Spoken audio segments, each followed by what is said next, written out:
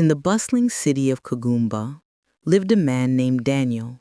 He had everything a man could ever dream of: wealth, influence, a beautiful home, loyal friends, and above all, a loving family.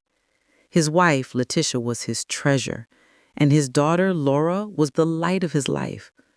To the world, Daniel was a man on top of the mountain. Truly, he was living on cloud nine.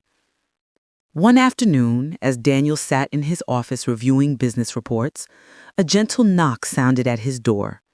When he opened it, he found a young man standing nervously, holding worn-out documents in his shaky hands. "Sir," the young man said with pleading eyes, "please give me a job. I promise I'll work hard." Daniel studied him for a moment. The boy's clothes were faded, but his desperation was sincere. Out of compassion, Daniel hired him. His name was Joseph. At first, Joseph worked tirelessly. He showed loyalty, respect, and gratitude. He even began to trust him like family. But slowly, the mask slipped. Joseph's heart turned greedy. One day, he betrayed Daniel, stealing a fortune from the company and vanishing without a trace. The betrayal cut Daniel deeply. His heart burned with anger and humiliation. Every night, instead of praying for peace, he prayed for Joseph's downfall. "Lord, destroy him for what he did to me," he whispered with clenched fists. Hatred fueled every word.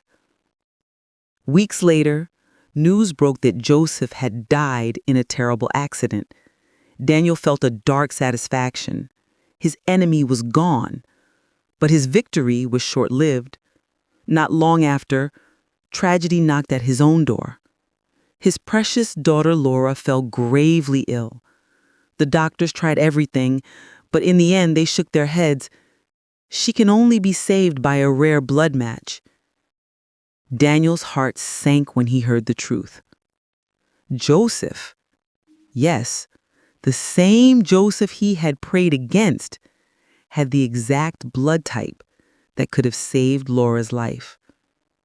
But Joseph was already gone. Daniel collapsed in tears, his cries echoing through his once joyful home. If only I had prayed differently. If only Joseph were alive, my daughter would still be with me. His wealth now felt worthless. His success turned to ash. His prayers, poisoned by hatred, had cost him everything.